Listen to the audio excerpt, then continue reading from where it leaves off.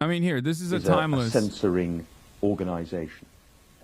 Here, Noam Chomsky writes, manufacturing consent. Andrew Marr asked him a question. You talk about censorship. You talk about censorship in organizations like, and he very quickly retaliates and says, I'm not talking about censorship at all. I'm talking about elevation.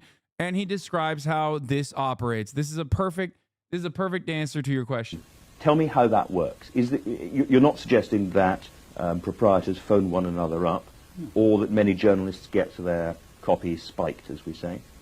It's actually Orwell, you may recall, has an essay called Literary Censorship in England, which was supposed to be the introduction to Animal Farm, except that it never appeared, in which he points out, look, I'm writing about a totalitarian society, but in free, democratic England, it's not all that different.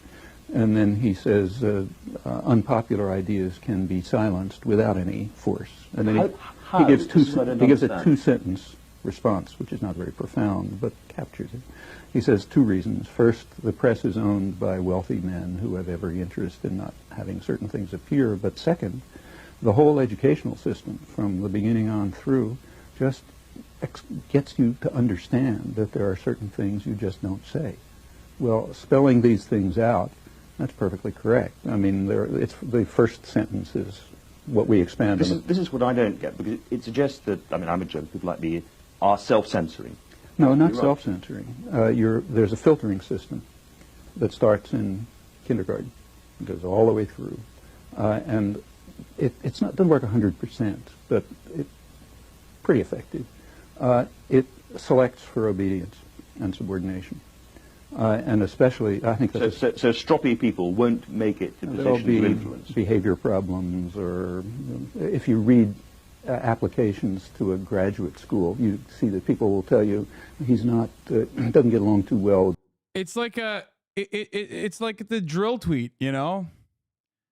Remember on like October 8th or 9th or 10th or something, like, Kick 100% went to every big streamer. There is a reason they didn't go to you, even though regardless you would have never taken a deal. Yeah. Listen.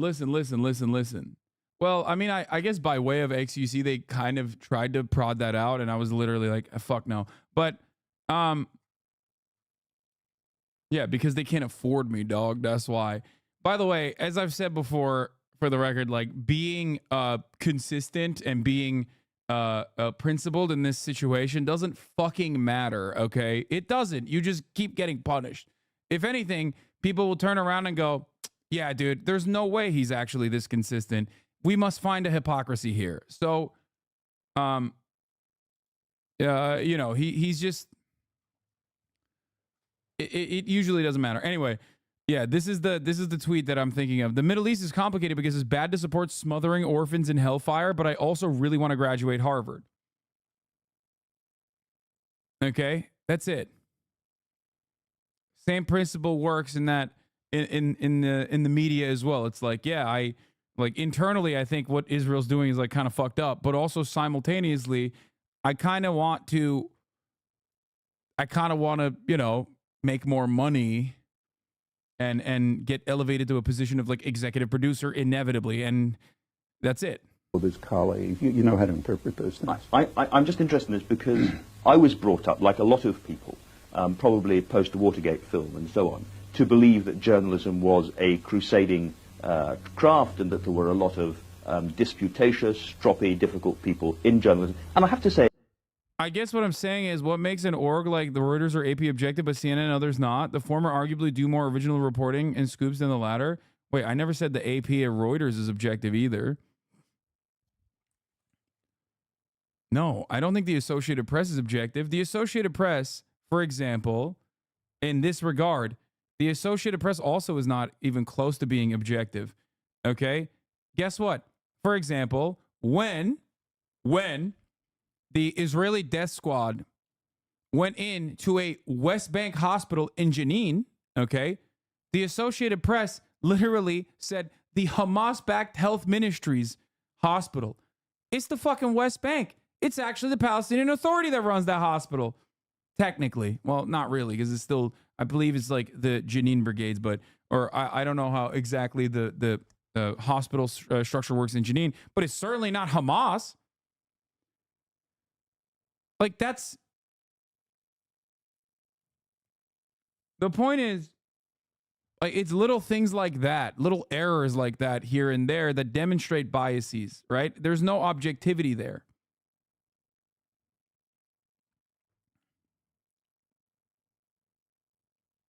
And yeah, thinking about that, it's like there's a person that I know personally that was fired in 2022 for being outspoken about Israel. If you recall, what was her name? Damn it! Like, literally, they fired a journalist specifically for being outspoken about Israel. So, Emily Wilder, yes. No, not Katie Halper. Emily Wilder. So, my point is, I think actually Katie Halper might have been fired from somewhere too. I don't really remember, but my point is, like, none of these guys are actually objective. They come close to objectivity. I guess you could ask the question, like, what is objective, right? Katie Halper got fired from The Guardian for saying Israel was an apartheid. I think I know some of them. Well, I know some of the best and best-known investigative reporters in the not from The Guardian, from The Hill. United States. I won't mention names, but whose attitude toward the media is much more cynical than mine. In fact, they regard the media as a sham, and they know and they consciously talk about how they try to play it like a violin. If they see a little opening, they'll try to squeeze something in that ordinarily wouldn't make it through. And it's perfectly true that I'm sure you're speaking for the majority of journalists who are trained, have it driven into their heads that this is a crusading profession, adversarial, we stand up against power, a very self-serving view. On the other hand, in my opinion, I hate to make a value judgment, but the better journalists, and in fact the ones who are often regarded as the best journalists, have quite a different picture. And I think... Yeah. And they usually do get the international recognition that they deserve, unless they are still alive, like Seymour Hersh, in which case, during the duration of their lifetime, they will still get ritualistically humiliated and bullied by mainstream media and constantly chastised, regardless of the fact that their contribution to the field is phenomenal. Okay? I guess what I'm wondering is, what's in it for CNN to warmonger as opposed to just reporting the news in a naive sense? They can still have access they want without being outwardly opinionated and pro-war, yet they're always pro-war. No, they can't. And they also want to spice it up. And Associated Press is not getting the same level of, like, advertisements from all of these, like, Raytheon and the defense industry in the same way that CNN is. It is a direct...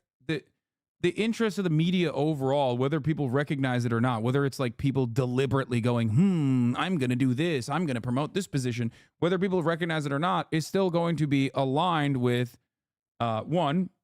State Department narratives, but also aligned with the corporate oligopoly, because they are getting paid by the corporate oligopoly.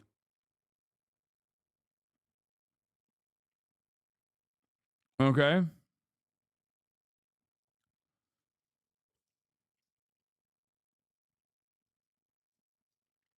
Most people also don't recognize that they're being biased, as Chomsky's mentioning, because, like, if you're so ingrained in the liberal monoculture, then you don't even sometimes think about it. You just think, like, well, what do you mean? This is just the truth.